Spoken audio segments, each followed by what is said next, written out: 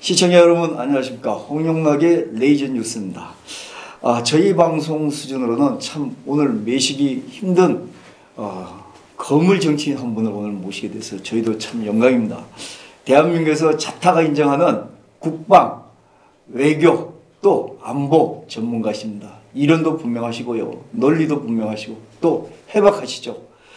게다가 또 입담도 사실 또 장난이 아니신 분입니다. 송영선 전 의원이십니다. 안녕하세요. 네, 안녕하세요. 반갑습니다. 네. 요즘 바쁘시죠? 요즘 또 바깥에 보면 뭐 대중연설 하시고 네. 또 유튜브도 하시잖아요. 지역구 관리까지 해야 되는데 그건 지금 안 되고 있습니다. 예. 저는 의원님 처음에는요, 예.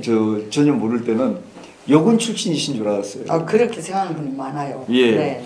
근데 사실 옆에서 이렇게 가끔 보면은 처음에는 그렇게 보이는데 굉장히 섬세한 면도 있으시고 그래서 여성은 여성이시다 이런 생각을 제가 나이가 아래니까 이런 재롱을 좀 피는데요. 제대로 봐주신 거예요. 눈물이 많아요, 제가 사실. 네. 예, 그런 것 같습니다. 예. 뭐 대중연설 하시다가도 왈칵왈칵 우시고 또 감정이 북받쳐서 하시고. 뭐 의원님 개인적인 문제는 나중에 한번 따로 한번 저희들이 한번 매실 게 있으면 좀 여쭤보고요. 예. 오늘은 이 나라 굉장히 어지럽지 않습니까? 아이고, 머리 아픕니다. 정말 두 가지로 하나 좀 나눠서 여쭤보겠습니다. 첫째는 지금 야당의 황교안 대표님이 단식을 이제 하시다가 결국은 쓰러지셔서 병원에 가셨는데 앞으로 어쨌든 황 대표님이 단식을 한 결과 지소미아 파기 철회는 일단 승리를 했지 않습니까? 네, 그렇습니다. 예. 근데 앞으로 현안으로 남은 게 공수처법이라든지 연동형 비례제 도입이라든지 선거법 도입 이런 문제가 있는데 앞으로 전국이 어떻게 진행될 예정인지 단기, 중기, 장기 이렇게 좀 나눠서 의원님 뭐 고견을 좀 말씀을 좀 듣고 싶습니다. 먼저 지소미아에 대해서 조금 말씀을 드리면 청와대의 입장은 지소미아를 완전히 정상적으로 연장해 준 건 아니다 라고 얘기를 하고 있지만 미국 쪽에서는 솔직히 말씀드려서 깔아뭉개는 거죠. 뭐 이미 연장된 거다 이런 건데 꼼수 치지 마라. 꼼수라는 게 아직도 한일 간에 그거 가지고 쫑팽이 같이 진짜 자존심 싸움하고 있는데 저는 황 대표님과 개인적인 뭐 특별한 연분이 있는 것도 아니고 또 그렇다고 당에서 뭐 대단한 당직을 갖고 있는 사람도 있고 그냥 자유한국 당원입니다. 근데 제가 황 대표님에게 개인 채널이 있는 것도 아니고 근데 지소미아 개인적인 뭘 부탁을 한다고 연락해 본 적이 단 한 번도 없어요. 만나서 차 한잔 마신 적도 없는데 19일 날 제가 용기를 내 가지고 대표님 직통 전화번호를 어떻게 얻었습니다. 다른 데서. 그러니까 내가 대표님 저는 송영선이라는 사람입니다. 물론 얼굴은 아셔요. 왜냐하면 당대표 선거 때 제가 선거 사무실에서 도와줬으니까. 그러나 뭐 그 후에 어떤 저한테 역할이 주어진 것도 아닌데 이 지소미아를 지키지 못하면 한미동맹이 끝이 납니다. 그 구차한 것은 설명을 삼가하겠습니다. 생략하겠습니다. 이미 대표님도 아시리라고 생각합니다. 나라를 구하시고 싶으면 지소미아를 지켜주십시오. 이랬더니 잘 알겠습니다 하고 답이 온 거예요. 굉장히 예상 밖이었어요. 뭐 당대표라는 높은 사람이 답을 준 것도 있지만 그렇게 바로 답이 올 줄 몰랐어요. 근데 그 다음에 날도 뭐가 없어요. 그래서 또 한 번 더 문자를 보냈어요. 이분도 굉장히 독실한 기독교 장로님이시고 또 전도사 자격까지 갖고 있잖아요. 그렇죠. 저도 지금 이 정광훈 목사님이 하시는 범국민투쟁본부의 회원이기도 하지만 그 교회에 다니는 교인이거든요. 집사고. 그래서 내가 주여 하나님이시여 황교안 대표님이시여 정말 나라를 사랑한다는 마음이 진심이시라면은 당을 생각하고 자신을 생각하기 전에 이 나라부터 구해 주십시오. 지소미아 막아야 됩니다. 이랬더니 답이 없으셔. 근데 그날 오후 3시에 제가 그 청와대 매일 와가 기도하는데 오셔가지고 발표를 하시더라고. 내가 목숨을 걸고 나라를 지키겠다. 3가지. 첫째는 지소미아. 두 번째로는 공수처 반대. 세 번째로는 지금 이 일방적으로 통과시킨 선거 악법에 대해서 원천 무효하라. 이대로 가서 안 된다. 이래가. 그러니까 그게 대표님께서 생각을 하고 계시던 걸 또 의원님께서 또 거기다가 조금 용기를 부어 넣어주시고 막내를 붙였죠 제가. 결정을 하시기에 네. 뭐 추동 이걸 뭐지? 네, 추동 말 그대로 추동이에요. 추동을 하신 그런 근데 이제 뭐 예. 지소미아는 제가 볼 때는 세 사람이 도왔다고 생각하는 게 황 대표님의 역할이 아주 컸고 예. 정광훈 목사님이 그 한 주 전에 예. 이성만 광장이라고 이름을 우리는 스스로 바꿨어요. 광화문 광장을. 예. 이성만 광장에서 11월 16일 날 집회를 하면서 지소미아를 지키지 못하면 이적죄, 여적죄로 다 걸겠다고 했어요. 그리고 우리 또 그날 내가 이 광장에 나가가 지소미아의 중요성을 또 제가 또 연설도 했어요.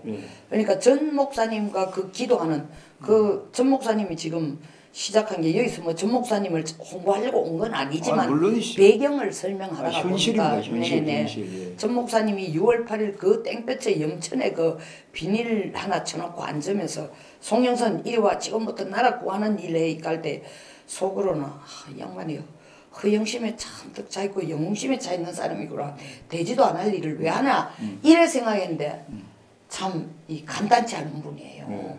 그래서 그분과 그리고 그 세면 바닥에서 나와서 기도하는 사람들이 지금 52일째입니다. 맞습니다. 그분들과의 같은 기도와 찬송의 역할을 했고 세 번째는 국내에서 아직도 제대로 이해 못하는 돈에 환장한 남자로만 이름을 붙여가 욕을 하고 있는 트럼프 역할이 절대적이었습니다. 예. 트럼프가 그 부분 자세히 좀 얘기해 주세요. 예, 트럼프가 결국 문재인 대통령에게 한 얘기가 미국이냐 북한이냐 이렇게 압박을 넣은 거예요. 그렇죠. 왜 그러냐면 원래 남북 경협 예산으로 안 쓴 12조를 남겨놓는 게 사실 그 남겨놓는 게 북한 주려고 남겨놓은 거야. 그렇죠. 북한에 줄 돈 12조는 있으면서 주한미군 당신네들의 나라의 안보를 지켜주고 경제를 지켜주고 한국전쟁 때 1950년에 지금으로부터 거의 70년 전에 와가 37,400명의 목숨을 던진 미국 역사상 가장 많은 미국 군인이 해외에서 죽은 경우예요. 그래서 구해준 이 나라가 주한미군을 위해서 5조를 못 쓰겠다. 김정은한테는 12조 갖다 줄 준비가 돼 있으면서 한국 정신 차려. 앞으로 우리하고 동맹할 거냐 아니면 북한하고 갈 거냐. 일본 가지고 떠들지 마. 뭐 일본이 수출 규제가 어쩌고 그런 얘기 듣기 싫어. 둘 중에 선택해. 제가 볼 때 그 압박에 대해서 또 그런 압박을 넣고 트럼프 대통령이 정말 그런 압박이 청와대에서 가장 사실은 오줌을 싸게 된 네. 정말. 저희 일반 뭐 국민들 같은 경우 네. 이제 우리 의원님처럼 네. 그 상황을 잘 알고 또 그다음에 인물에 대해서 잘 아시는 분 같으면 모르지만 일반 국민들은 지금 아까 의원님이 앞에서 말씀하신 것처럼 트럼프는 그냥 돈만 챙기려고 그런다. 미국 국익만 생각한다. 이렇게 했는데 결정적인 순간에 사실은 이 웬만히 아는 사람은 지소미아가 파기되면은 그게 우리나라가 안보라든지 국격이 엄청나게 떨어지고 사실은 뭐 우리가 우려하던 어떤 국가 체제가 바뀌어질 수도 있는 그런 전초가 될 수 있다고 생각하는데 그럼 그 상황에서 미국에서 아니 우리 아니 뭐 많은 사람들이 아까 황 대표님도 마찬가지지만 우리 저기 정광훈 교수님 그다음에 우리 의원님 다 나섰지만 사실은 긴가민가 할 때 막판에 그 트럼프 행정부에서 눌렀지 않습니까? 그럼요. 예. 그래서 트럼프 의외였어요, 사실은. 행정부가 트럼프가 대통령 되고 한국에 대해서 가장 화가 난 게 지소미아 파기한다고 선언했을 때예요. 그리고 미국 역사상 한국과 동맹을 맺은 이후에 싱글 이슈 단 하나의 의제로 가장 높은 수준의 가장 많은 외교관, 정치가, 행정가가 그 문제를 해결하려고 온 적이 처음입니다. 그러니까 사람들이 아니 한일 간에 맺은 군사 정보 보호 협정이 뭐 그래 대단한데 아베는 딜로 물러서고 트럼프가 낫었냐 이렇게 질문하거나 몰라 하는 사람이 많은데 그 부분에 대해서 잠깐 제가 꼭 필요하다고 생각해서 설명을 드린 게 이 한일 간에 맺은 정보 보호 협정은 실제로 미국이 벌써 2010년부터 계속 우리한테 한국과 일본 양쪽에게 너들 둘이 북한 핵과 미사일이 개발하는 조짐이 심상찮으니까 상황이 벌어질 때마다 미국한테 정보 돌락해가 그거 받아 분석하지 말고 너희들이 각자 가진 장점, 예를 들면 일본은 우리가 도저히 가질 수 없는 군사위성을 2010년은 4대, 지금은 5대입니다. 예. 군사위성 5대 갖고 있고 이지스함 6척에서 얻는 정말 고도의 정보, 그리고 P3C라는 초계기 17대에서 얻는 정보, 그 다음에 고도의 레이더 시스템, 여기서 얻는 정보를 가지고 분석한 거고, 한국이 지금 국정원이 지금은 존재도 이름만 있고 돈만 쓰는 부서지만 옛날에 국정원이라는 게 사실은 휴민트라고 해서 그렇죠. 휴먼 인텔리전스입니다. 인적 네트워크를 통한 네. 북한 정보 얻는 데는 최고였으니까 그하고 시진트라고 해서 사인 인텔리전스라고 해서 신호정보 통신을 통한 그런 채널을 통해서 획득한 정보, 이게 한국이 더 강하니까 그 둘이가 서로 주고받으면서 꼭 미국 정보를 가져왔을 게 아니라 먼저 너희들이 거리상으로 훨씬 더 가깝고, 그렇죠. 북한이 날려도 사실은 단거리 미사일 내지 노동 미사일 사거리 한 1000 내지 1600km 정도면 날리는 게 많으니까 그렇게 협조를 하라고 했는데 2012년에 사실은 이명박 대통령 때 거기 청와대에 있던 김태효 그 청와대 기획관실에 있던 친구가 이거를 거의 통과시킬 뻔했는데 지금 여당인 그 당시 야당인 게 들고 일어나가 일본하고 서명하기 50분 전에 그게 깨져버렸어요. 그리고 김태효는 목이 날아갔어요. 그때부터. 아, 그런 후에 그 박근혜 정부. 네, 그래서 박근혜 대통령이 촛불이 난리를 치는 가운데 2016년 11월 23일 이게 통과된 맞습니다. 거예요. 예, 그렇죠. 11월 자, 20일. 그런데 이게 왜 미국하고 관계되느냐? 이게 한일 간의 군사 정보를 주고받는 게 군사 정보 자체만 주고받으라고 만드는 게 아니고 원래 미국과 일본 사이에 안보 동맹에 제일 첫 번째 목표가 뭐냐? 한반도에 전쟁이 날 경우에 이건 언제 만들었냐? 한국 전쟁이 터지고 난 뒤에 미일 동맹을 맺었거든요. 그렇죠. 예. 그때 미일 동맹을 맺으면서 미국이 깨달은 게 한반도 전쟁 날 때에 한반도에 유엔군이 사용했던 무기의 68%가 일본이 만들어가 대준 거거든요. 그렇죠. 예. 그러니까 미일 안보 동맹의 첫째 넣은 항이 뭐냐? 미일 안보 동맹은 한반도 유사시에 일본이 후방에 위치한 기지로서 군수, 병참, 그리고 탄약, 수리, 정비, 대기 임무를 다 할 수 있는 기지 역할을 한다가 명시되어 있는 거야. 네, 지정학적으로 그렇고 또. 그럼 기지 역할을 하려면은 네. 이런 협약만 되는 게 아니라 군수 지원할 수 있고 병참할 수 있고 탄약 갖다 줄 수 있고 식량 갖다 줄 수 있고 수리할 수 있고 대기할 수 있고 훈련할 수 있는 조약이 만들어져야 될 거 아닙니까? 그렇죠, 그렇죠. 그 조약이 악사라는 거예요. ACSA 해가지고 악사. 예, 한일 간의 군수 지원 협약이에요. 근데 한일 간의 군수 지원 협약은 어떻게 맺을 수 있느냐? 모법이 있어야 돼. 그 선제법이 있어야 돼. 그게 뭐냐 하면은 지소미아야. 예. 지소미아가 없으면 실질적으로 한반도 유사시에 미군이 바로 69만이 이어 들어올 수가 없어요. 활주로도 없고 그렇죠. 예. 병력을 수용할 데도 없고 잠수함을 보내주고 항모를 보내도 여와가 대기할 데도 없어요. 그러니까 후방기지에 기다리고 다 또 정비할 데도 없어요.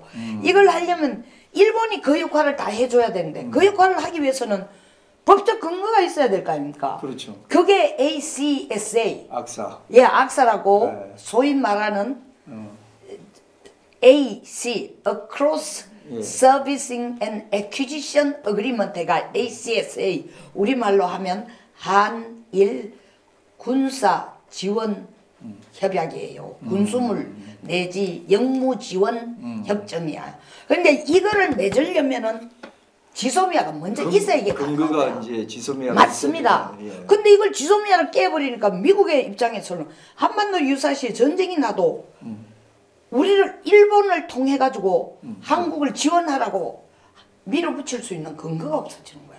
그러니까 미국이 뿌리 머리 끝까지 난 거예요. 그러니까 문 정권에게 주한미군 여기 심심해서 앉아 있는 거 아니다. 속된 말로 고수도 하려고 여기 앉아 있는 거 아니다. 햄버거 핫도그 축 내려고 여기 앉아 있는 거 아니다. 이유가 너들이 만약의 경우에 도와주려고 와 있는데 이 변망덕한 인간들 6.25 때 우리가 중공군 놈들한테 우리 병사들이 37,000명이나 죽은데도 고맙단 말은 못하고 지금 한다는 짓이 뭐냐. 우리가 일본을 통해 너들 도와주려고 하는 그거 다리조차도 끊어. 네. 그런데 이제 핵 문제만 아니지 않습니까? 그렇죠. 최근에 중국이 나서가지고 미국을 넘어서는 패권을 하고 한국과 북쪽까지도 자기 우산 밑에 잡아놓고 통제하려니까 미국이 참을 수가 없는 거야. 그렇죠. 그러니까 중국 견제에도 우리가 동참하라 하는데 이놈의 정부는 중국이 주도하는 1대1로는 yes sir 하고 시진핑 찾아가가 중국은 큰 산이고 우리는 작은 언덕이요 이러니까 시진핑은 또 트럼프를 만나니까 하는 얘기가 뭡니까? 옛날 역사를 보면 한국은 우리가 가지고 놀던 속국입니다. 식민지입니다. 이딴 소리를 하고 있으니 어? 예. 그런데다가 우리 대통령은 하루가 멀다 하고 북쪽만 쳐다보고 이 난리통에도 야당 대표가 단식을 하고 있는데 그거 한번 찾아오진 않고 제발 타현민을 통해가 이거 부산에서 여는 하나세야 회의가 있으니까 제발 와달라고 하니까 김정은이 속으로 참 넌 자존심도 없나. 한우 비싸잖아요. 한우 네. 비싼데 전번에는 뭐 소대가리 삶은 소대가리 또 앙천대소한다더니 이번에는 또 소뿔에다가 계란 쌓아 올리기라 하니까 이게 말도 안 되는 어린애들 3살 먹은 애들이 뭐와 오줌 구분 못할 때에 뭐 그냥 계란을 그 위에 쌓으려고 하겠죠. 거짓하고 있다고 욕하는 겁니다. 예. 예. 조롱당하고 있는. 예. 철저하게 그것도. 예, 의원님 뭐 전반적인 이제 그 지소미아를 통한 그 상황, 예. 우리 주변 상황 그런데 황 대표님 단식이 참 그 개인적으로 보면 또 불행 중 또 예. 이렇게 단식은 이제 좀 그렇게 됐는데 정리가 네. 돼 가는데 앞으로 이제 어쨌든 이 저 여당 같은 경우에는 그 지금 남은 공수처법이라든지 연동형 비례 선거제도 이거 네. 뭐 밀어붙이지 않겠습니까? 어떻게 할 것 같습니까? 그 먼저 대표님 단식에 대해서 예. 잠깐 내가 얘기를 하지 않을 수 없는 게 예. 이게 뭐 정치가 요새 비정하다는 느낌을 제가 정말 뼈저리게 느끼는 게 예.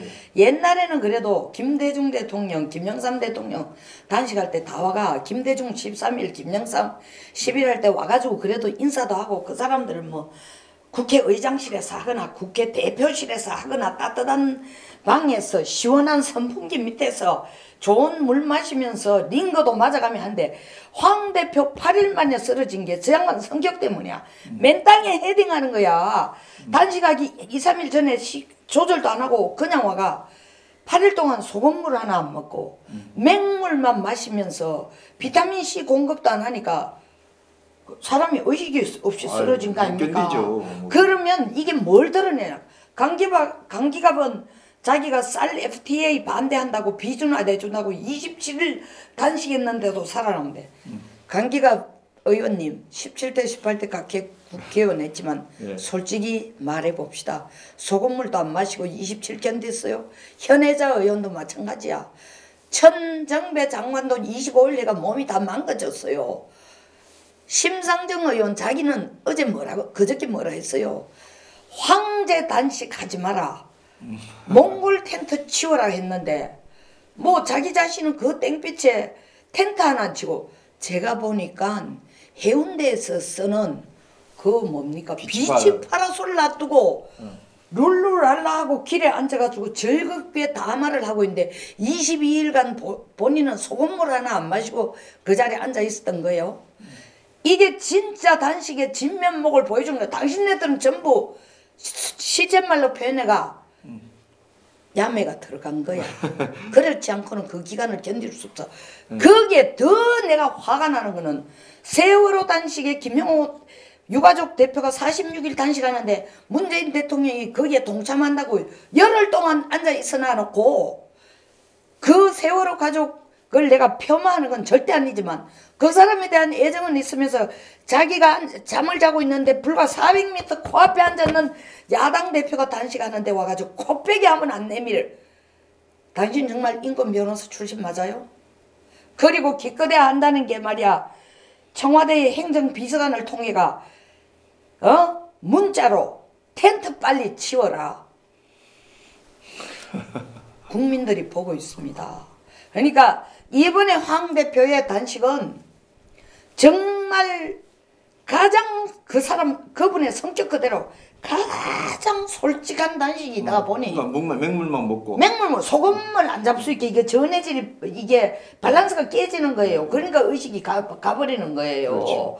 끝까지 고집을 피워가 이제 연세병원에서 저 경신 하다 말다 한다는 소리가 다시 청와대에 가가 눕겠다는데 대표님께서 지금 다시 단식을 계속할 때는 꼭 제 말을 들어주십시오. 소금을 드시고 감입차도 드시고 단식이라는 건 음식을 끊는다는 거지 수분을 통해서 비타민C나 전해질을 섭취하는 건 인간 생존에 절대적으로 필요합니다. 죽기를 각오하고 하신다는데 죽기까지만 각오하시지 죽어버리면은 이게 모든 게 다 소용이 없습니다. 맞습니다. 꼭 홍용락 TV, 송영선 TV를 보고 이 말씀 들어주시고 홍용락 TV 보시는 분들 꼭 이거 홍보해 주시기 바랍니다. 아유. 그리고 대표님이 저렇게 하시니까 이제 정신이 좀 나는지 정미경 최고 뭐 신보라 최고 우리도 동참하겠다 했는데 내가 단식 하시자마자 이랬어. 자유한국당의 사무총장 보고 단 하루라도 좋으니까 국회 본회의장에 앉아가 저는 단 하루만 그 따뜻한 데 앉아가 따뜻한 물 나오는데 보호자가 몇 명씩 앉는 데라도 좋으니 정론관에 가 선언하고 108명이 단 하루라도 단식 동참한다고 이렇게 했더니 그것도 의원총회에서 통과가 안 된 거 보이 너무 안타깝습니다. 예. 예. 아 저도. 근데 이제 뭐 남은 문제 예 말씀하십시오. 예. 아이고 그 얘기 한 예. 말씀 뭐 의원님 좀 그 옆에서 또 의원님은 거기서 그 정광교회 그 정광 예. 목사님 교회에서 같이 그 바로 옆에서 또 예배드리면서 찬송하고 기도하고 저는 매일 아침 나와가 2시간씩 또 연설하고 취재를 했어요. 연설도 예, 하고 예. 취재도 하시고 예. 그 송영선의 시사 뭐죠? 예, 360일. 예. 예. 그것도 가지고 저도 봤습니다. 네. 근데 그러다 보니까 뭐 다른 분들보다 남다른 생각이 계셔서 그렇게 네. 감정이 북받쳐서 그렇게 하시는 것 같은데 네. 저도 옆에서 얘기를 들으니까 참 그 상황이 정말 어땠는지 좀 이해가 되는 것 같습니다. 근데 제가 황교안이라는 사람 야당의 대표 때문에 내가 막 가슴이 북받쳐 오르고 안타까운 게 아닙니다. 네, 그렇겠죠. 이분이 주장하는 가치가 이게 공수처를 만들지 말라는 거하고 선거법을 악법화시켜가 통과시킨 이것은 야당으로 할 소리가 아니라 자유민주주의, 법치주의를 지키기 위해서 야당 아니라 여당이라도 똑같이 나와서 주장하고 단식하든 진짜 의원직을 사퇴하든지 목숨을 걸고 지켜야 될 가치이기 때문에 제가 동참을 하는 거예요. 예, 정상적인 국민들이면 다 그렇게 생각하고 맞습니다. 그렇게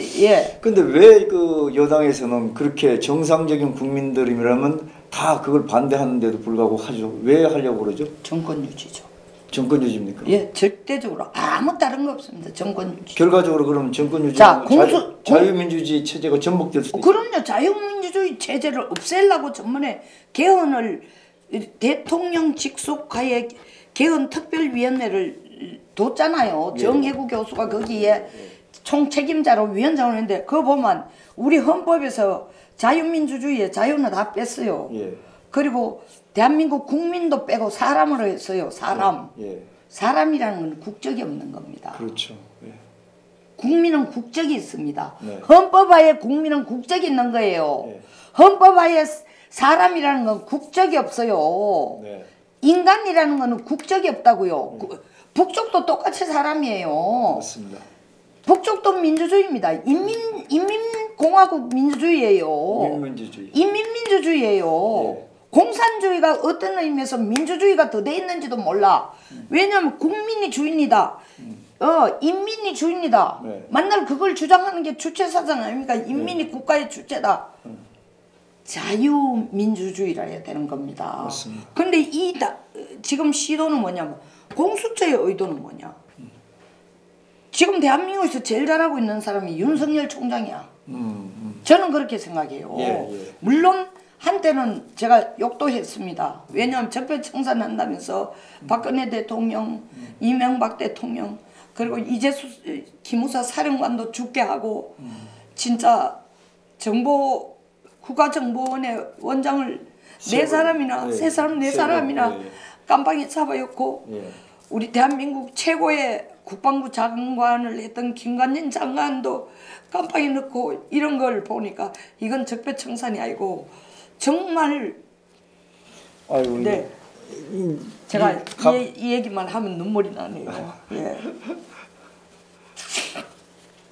이런 분들을 감옥에 넣고 해서 정말 못마땅했는데 지금 윤석열 총장이 자기 말대로 하고 있는 거예요. 나는 사람에 충성하는 게 아니라 검찰이라는 조직과 법에 충성한다. 지금 법에 충성하는 거예요. 그래서 지금 뭐 유재수 사건이라든가 조국 사건이라든가 법대로 지금 하고 있습니다. 잘하고 있다는 거죠. 그리고 검찰 개혁 안 한다고 국민의 압박을 넣으니까 먼저 선제적으로 개혁할 내용을 어마어마하게 많이 던졌습니다. 근데도 불구하고 공수처라는 거는 국민 여러분 고위공직자 범죄 수사처입니다.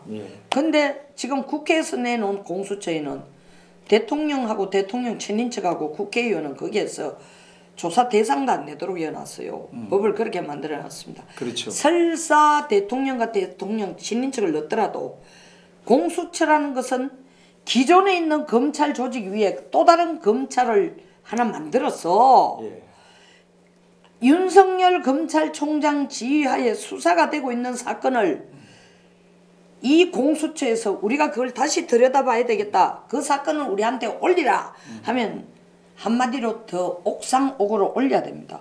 그럼 그 가서 마치 유재수 사건처럼 야 이거는 더 이상 수사하지 마 하면은 그냥 진짜 어마어마한 죄가 되는 죄도 사건도 수사가 안 되는 거죠. 무마되고 없어지죠. 그럼 그게 왜 문제냐.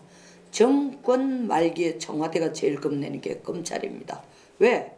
비리와 죄와 자료를 다 갖고 있으니까 정권 말기가 되면 유일하게 검찰이 대통령 목에 칼을 댈 수 있어요.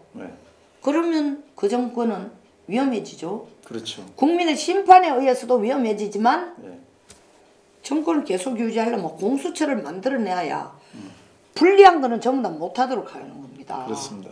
또 선거법에 대해서 얘기를 하면 왜 이렇게 난리냐.